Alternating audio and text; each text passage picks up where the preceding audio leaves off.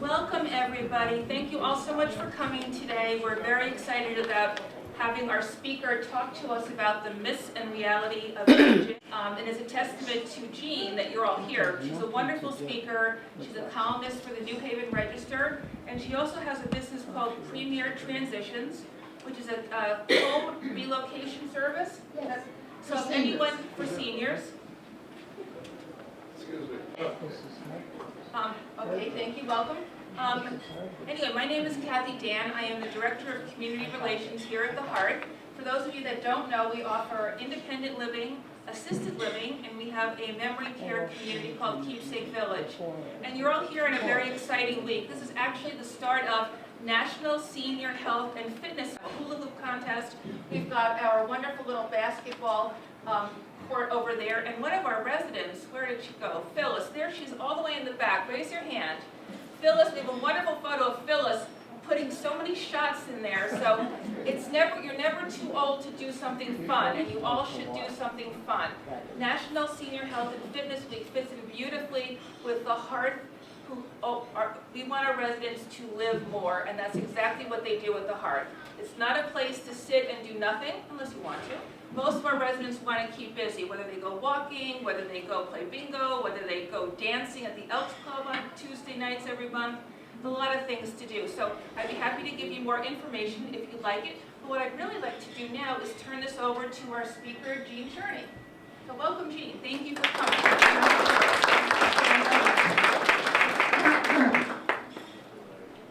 I have to apologize in advance. Today is not a good day for allergies, and very unfortunately, I'm on a heart medication that does not allow me to take anything to help with allergies.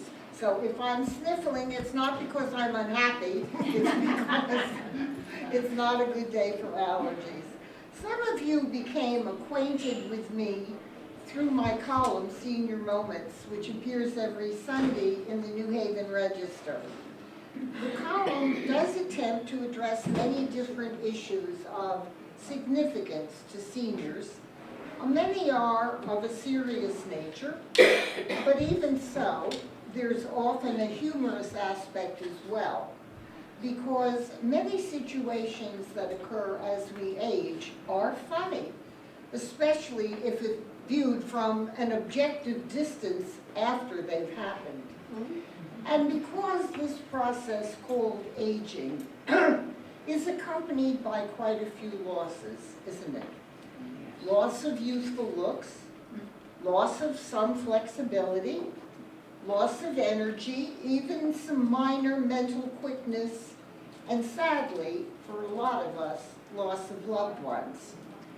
If we lose our sense of humor as well, we're really up the creek without a paddle. And if anyone here is under 35, will someone please explain that expression? You know, aging is one of life's great contradictions. Everyone would like to live to a ripe old age, but most of us fear getting older. Unfortunately, aging is still the only known way to live a long life. We live in a world that worships the fantasies of youth, but we can't become younger as we get older, no matter how much we may try.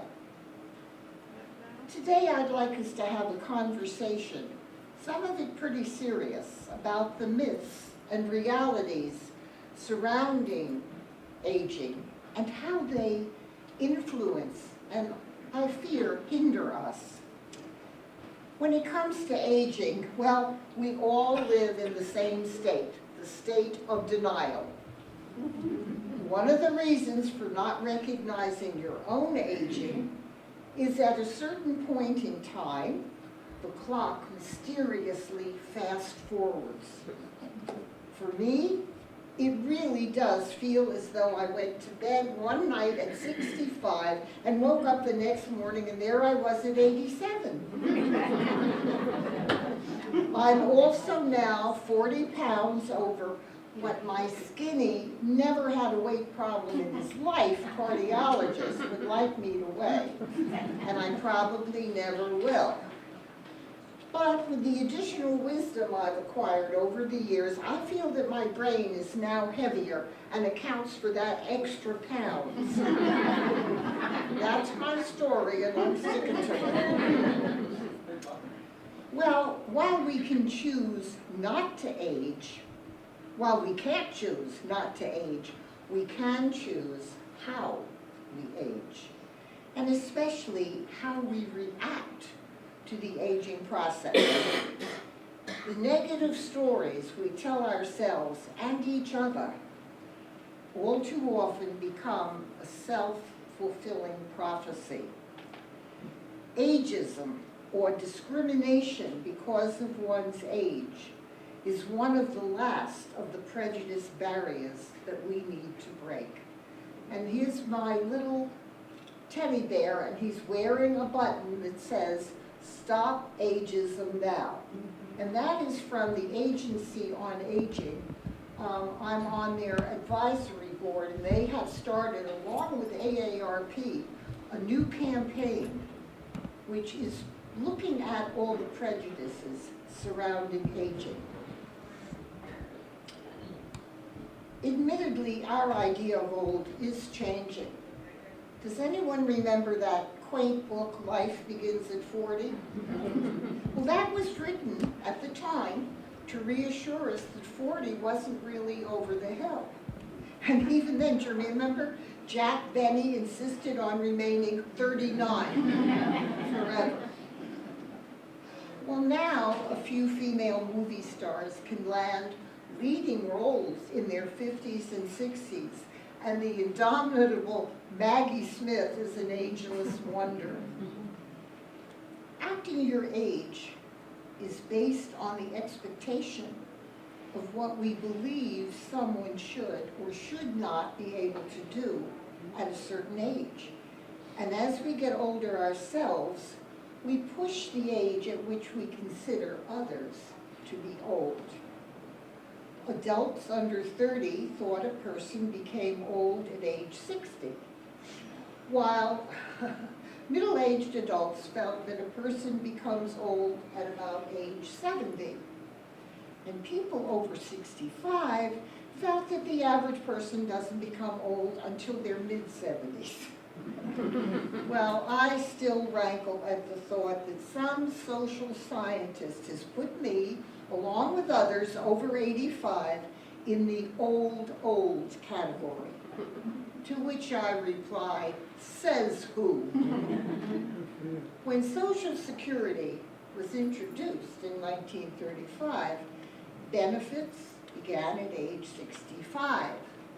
But the average life expectancy was 61. Now that we have many more productive years, the definition of retirement is changing with the freedom to plan new life options, since many of us will live an additional 30 years.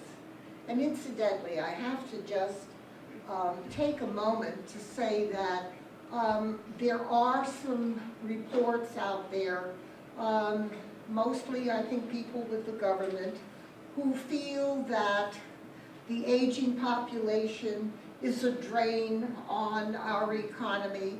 Let me tell you, from my perspective, I see an awful lot of grandparents who are now, unfortunately, raising and taking care of grandchildren because of different problems with their own children. I also see grandparents paying for college education, helping families, because nowadays very often it takes two in the workplace. From where I sit, we are not a drain. We are contributing to this economy, and we need to speak up when they want to cut programs for seniors. We have earned and are still earning every single one. Retirement affects the roles of both the husband and wife, so both must plan for it.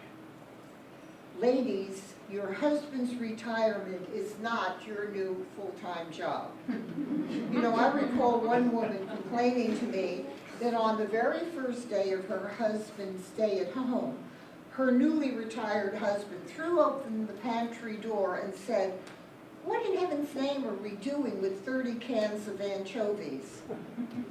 Husbands will have to cultivate other interests and friends, and it can take a lengthy period of trial and error. How can one person take up so much more room, one wife asked me.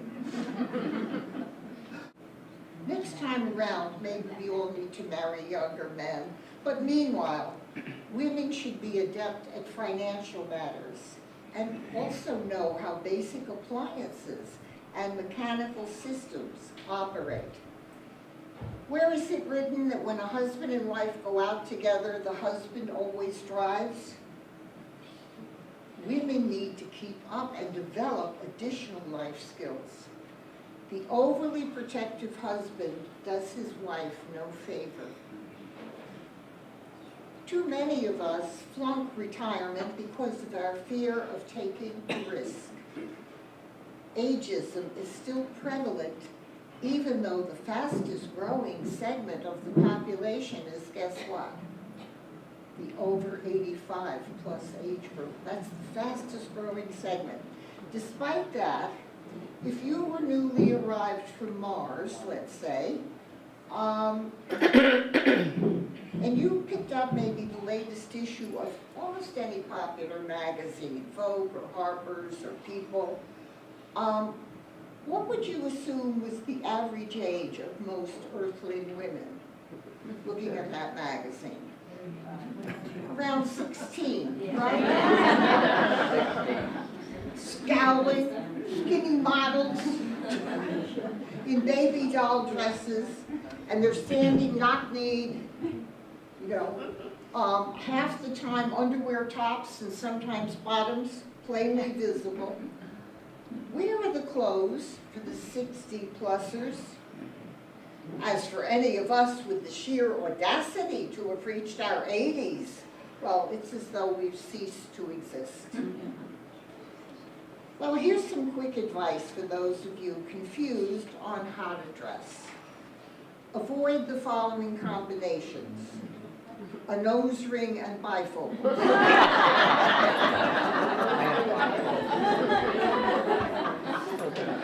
Spiked hair and bald spots.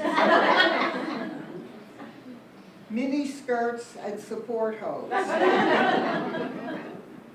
Ankle bracelets and corn pads. And by all means, thongs and depends. Most magazines with articles about how to look young at every age seem to stop at age 59. You ever notice that? I think it makes sense to want to look attractive, whatever your age, but what is wrong with looking 65, 75, or 85 if that is how old we are? We all buy into this age denial syndrome. When someone states their age, what do we immediately respond with? Oh, you don't look it. Oh, you can't be. Right? Instead of maybe acknowledging their age and saying, you're a great looking 65 or you're a beautiful 75. Not denying their age. We also buy into some of the myths about aging. We're far too quick to blame our age when we can't remember that movie starring Gary Cooper, but you know, that was over 40 years ago. If we experience what it is known as delayed recall, just think how much information is stored up there. From your son's first spoken word to some French irregular verbs, and that snide remark your cousin made at the 1946 Christmas party. It's truly amazing how much we do remember. And many things are unfairly blamed on aging. when there are traits we've had right along. And I'll give you an example. I have never, ever been good at math, but now my family looks at me with a sense of impending doom when I can't recall a phone number or the address of my doctor's office. Doesn't it matter that I can recall the very last lines uttered in Casablanca? Well, just to prove how much we all do remember, let's count how many of the following you can recall. You ready? Blackjack chewing gum. Oh, yeah. Candy cigarettes. Soda pop machines with glass bottles. Oh, yes. Table-sided jukeboxes. Yes. Home milk delivery. Yes. Party lines. Yes. Telephone numbers with word prefixes. Yes. And they were a lot easier to remember. Newsreels before the movies and Yes. double features. Yes. PF flyers. Howdy doody. What about 45 RPM records? S&H green stamps. Yes. Do you know I helped one woman move who still had a drawer full of them?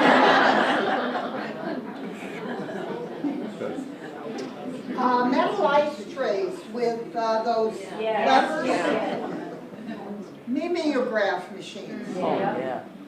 Roller skate keys. Wash tub ringers. Drive-ins. We still have a few, don't we? Here and there. Well, you see, you have a very good memory. Now that medical advances are making it possible for us to live longer and remain healthy, many people are revisiting retirement. These are bonus years when we don't have to work or have heavy responsibilities, and they can be very self-fulfilling. You know, if we do some quiet and searching and remember what formerly gave us pleasure, what made us feel alive and brimming with enthusiasm, maybe it's time to recall what excited you in the past and ask, what is it that I want? What would I do if I knew I could not fail? The next question is, am I willing to take the necessary steps to realize that dream? If not, you need to reevaluate and bring your vision more in line with your willingness to work or sacrifice to achieve your goal. For me, I have to tell you, my 70s and 80s continues to be some of the most satisfying decades of my life. In my early 70s, I was bored with a part-time job that I had taken because I had sent out my resume when I was in my early 70s, and guess what? I wasn't getting any responses. Didn't take me long to figure what the problem was. But I was bored with the part-time job I had taken, and I wanted a full-time career again. My family was slightly aghast when I said, I think I'm going to start my own business. My oldest son said, oh, Mom, you should take it easy. Starting a business is time-consuming and difficult, and do you know how many fail? My daughter thought if I took a vacation, the idea would pass. But I protested. I don't golf. I dislike gardening. I can't sew or knit. I don't play cards or gamble, and all of you know I only cook when absolutely necessary. So what am I supposed to do for the next 15 or so years?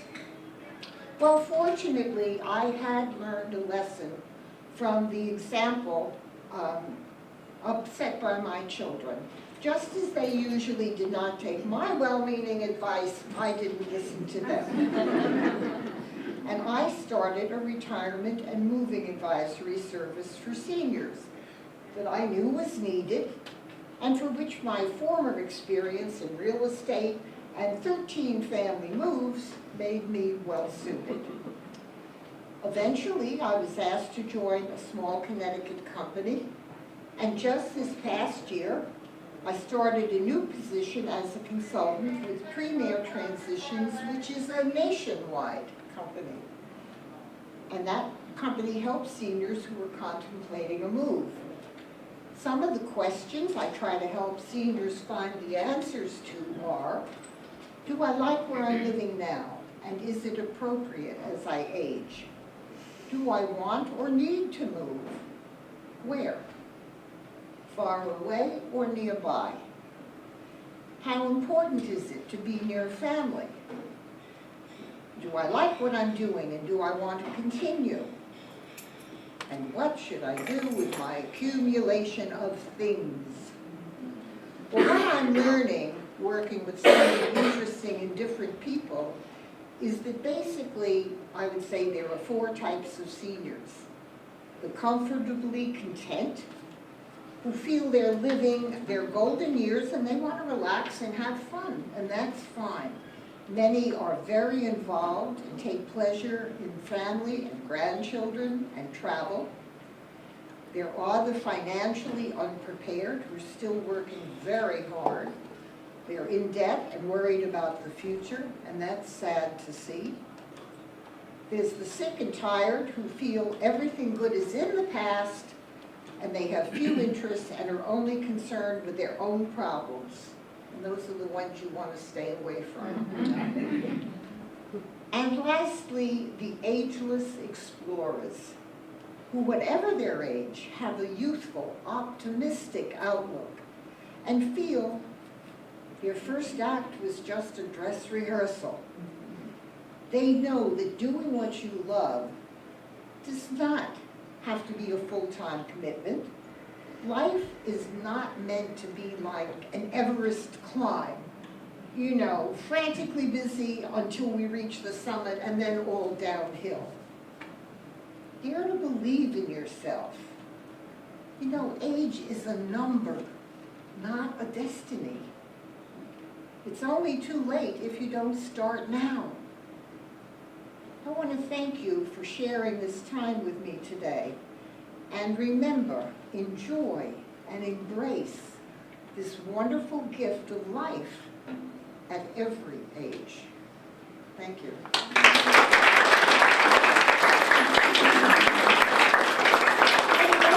I'd also love to hear some of your experiences or answer any questions.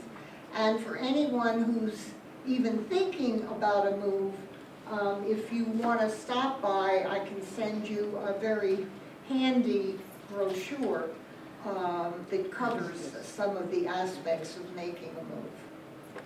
So, questions or comments from people in the audience, or you're all in a state of shock?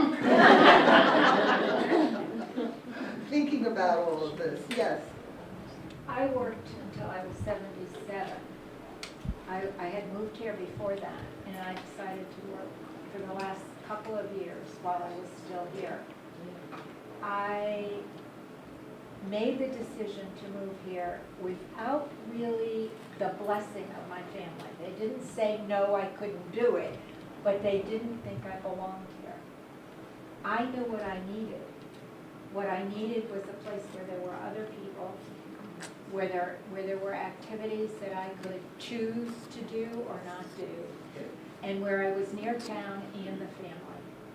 So for me, making a decision before I had to make it was the absolute right thing to do, or before someone else had to make it for me. You make a very important point. All of us should look around, whether it's communities or other modes of living, and know for ourselves what we would like. The worst calls I get are from families where somebody's in crisis. Now, this is really very difficult. It's not a matter of the person deciding where they want to go. The family's making decisions based on what's available now. That's not good. So you make a very, very valid point. And most of us do need the social network. As we get older, friends move or they pass away, and most of us do need some kind of a social network, whether it's a community like this or whether there are other communities that are springing up all across America, different types of, there are green communities, there are communities where people share the cooking and housework. Obviously, that's not for me. But depending on your talents and your needs, it's good to plan ahead. My daughter, with whom I'm very close, happens to live in San Francisco, which unfortunately is a very expensive city. But I've already been out there several vacations, looked around, and found a place about an hour away from her that I think eventually I will move to. I want to make that move despite my life being here, really as much for her as for me. I don't want her having to come cross-country every time I sneeze or have a hospitalization, which I know is going to happen as I age. So I've tried to plan that for myself, because for most of us, we don't want somebody else making that determination. I'll also mention something else that's interesting about these communities. You know, even though we're all aging, we don't see it in ourselves. We see it in others. I had one gentleman who, sort of kicking and screaming, but knew he had to, finally moved into one community. And before he moved into the community, he said to me, I don't want to be with all those old people. Everyone there is old. About a month and a half after he made the move, I visited him and I said, Ed, how are things going? Oh, great, I met the girl upstairs and the guy down below. Suddenly, all these old people became individuals. So we're just as prejudiced many times in terms of aging. You know, we are eternally young, but everybody else is getting old. Yes, any other thoughts on, yes? Another thing is to volunteer. You feel so much better if you can help someone else. Yes. I volunteer for the Cove, which is where a mother or father died, and we all get together and they feel so much better when you're all together. Well, I think this is the time when you say, I should give back. I think that's very important. If at this age we don't have a sense of gratitude, when you just pick up the newspaper and read people that are fleeing their own countries, or people with devastating illnesses, or, I mean, every morning when I get through the Times, I have to kind of boost myself up again because there's so much sadness. So if at this age we're not trying to give back in addition to other things that we're doing, I think we're missing out. We have a lot to give back. And it does also make you feel good. Whether it's giving back to your own family, for those of you fortunate enough to have grandchildren, I think that's a very important role that you can play. Whereas, you know, a mother and father nowadays, they're busy working, and they also have to be, or should be, the disciplinarians. A grandparent can be the one person that is always there on your side, and we all need that. We all need somebody that, no matter what, they're on your side. So I think that's a very important role. Yes? When you downsize, when my husband died, I moved from a 9-room house to a 4-room little condo. How do you get rid of all these tchotchkes and things that have sentimental value to you? I realize I have some drawers and closets that I never open. I don't use the things, but yet they have meaning to me, and I'm finding I'm having a very difficult time It's getting rid of very hard. You really need a ruthless friend or professional or sons and daughters, you know. It's very hard, and all of us have, I mean, this last move I made was number 14. So I have moved a lot. For people in Connecticut, I found when I went into this business, a lot of them were in their homes for 50 and 60 years, which really compounds the problem. But we all have our areas that are especially difficult, and there you do need a ruthless friend. For me, it's books and pocketbooks. I have a pocketbook for every day of the week. And books. And they're books that I can't find again in the library. They're like art and other special books. And those are hard for me to give up. But gradually I'm weaning, because if I move to California, I can't afford to send them. It is not easy. I would say the secret is to try to have a good riddance day regularly, just like in your calendar you set a day for the dentist, a checkup. Have a good riddance day like twice a month, because if you go to do it all at once, what happens? Well, you're starting to go through letters and you can't just throw them out before you what? You gotta read them all, right? Or with the photographs. There are now, they can put photographs on video. They've made some nice memory books, because very often, don't you all find you have duplicates, or you look at photographs and you say, who is that on the left? I don't remember that person. So it's an ongoing process. But it's very important that you set a schedule and do it, unless this is payback time for your kids and you're going to leave, you know, this mess for them to go. And I will tell you, the other thing, a lot of the children are not going to know the value of something. If you have things that are valuable, you need to make a list and leave that with someone in the family. Because otherwise they're going to come in and toss out something that really could be sold or has good value. Yeah, you're welcome, but it's not easy.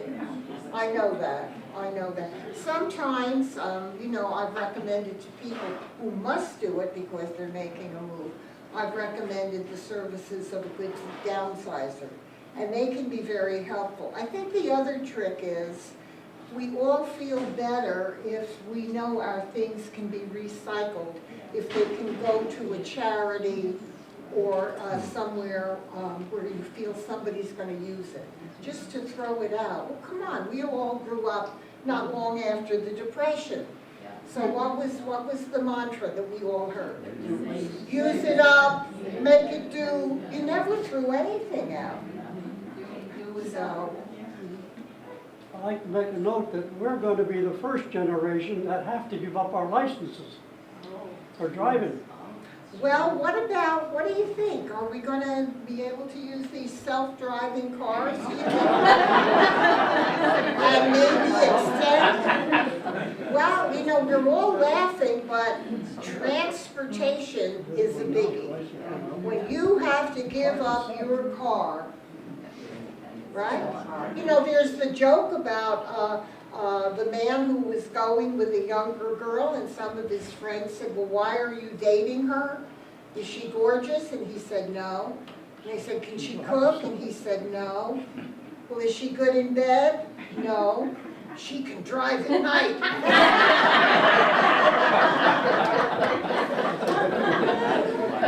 So, and our cities and our towns, unfortunately, are not set up really for seniors. We do have, we're lucky in Connecticut, we do have the senior van and so forth, but that's very limited. It's not like getting in your own car and scooting here or there. I do think people are going to start using Uber, and what's the other one? I always forget the other name. Lyft. Yeah, Uber and Lyft. Because when you think of it, the cost of insurance and maintaining a car, you could probably use Uber or Lyft a couple times a week. But these self-driving cars, I don't know, that may be able to extend our ability to drive. I hope so, because that is a very big limiting factor when you lose your ability to go when and where you want, yes. And that can be the advantage of a community like this, in that transportation is provided. Yes? I think to mention that many of my friends are finding it very difficult that their adult children are too busy with their own lives, and they find that they are a hindrance to the family. The family doesn't want to be bothered with them. And after they've nurtured them for all these years, they Can you don't all hear her? psychologically She's understand that. saying that unfortunately, a lot of seniors are finding that their families look upon them as a bit of a hindrance. They're too busy and with their own lives, and they're not supporting that senior. Well, I do think it depends very much on both your upbringing and perhaps the particular family history. There are some families, I will think of particularly Japanese. I lived in Japan for 4 years. In Japan and in the Spanish countries, for example, elders routinely move in with their families. We live in a different kind of society now. I think most of us need to plan for the fact that our children are not only busy, they may move elsewhere. It's nice when you can be close to family. I don't necessarily like it that my daughter is in San Francisco, but she loves it there. She's very busy. And that's, as in my book, that's as it should be. I don't look to her for my well-being. And I think for many of us, this is where you have to really think about, what do I want to do? What can I contribute? And try not to be dependent on your children. In some families, it works out very well, where the older person moves in with the families and they all get along, and that's beautiful. A lot of us nowadays want to have our own space and our own place and do our own thing. So it's an individual decision, but and children also are much more mobile nowadays. They move, they don't have lifetime jobs anymore. So it's a different society. I think the more independent we can be, the more, when we do see our families, we can enjoy being with them, because we're not dependent on them. When my father died, my mother moved to her own apartment, but from another state here to Connecticut. And she had her own small apartment, but she very much depended on me to take her shopping and so forth. And looking back, because I was working full-time and I still had teenagers at home, looking back, I realized at times I was probably very impatient. She would go shopping at Karen's, which was a small grocery store. She didn't want to go to the big stores. But she would look at a corn of peas for 10 minutes, and I just wanted to, you know. So you're on a different track. Looking back, I realized I was probably impatient many times. Sometimes I think it's better to try to get a volunteer or other help in. It's just the family is not necessarily going to be the most patient. It really depends It's just on the it hurts family. their. Incidentally, you all are invited to come, I think it's on the 25th, to the Shoreline Eldercare Alliance, which is one of the places I volunteer. They have a free, wonderful day at Woodwinds, with speakers and food and all kinds of healthcare booths, and it's all free. So that's one of my favorite volunteer activities. So if you can possibly come, please come. Yes. Yeah, just relating to the moving and stuff.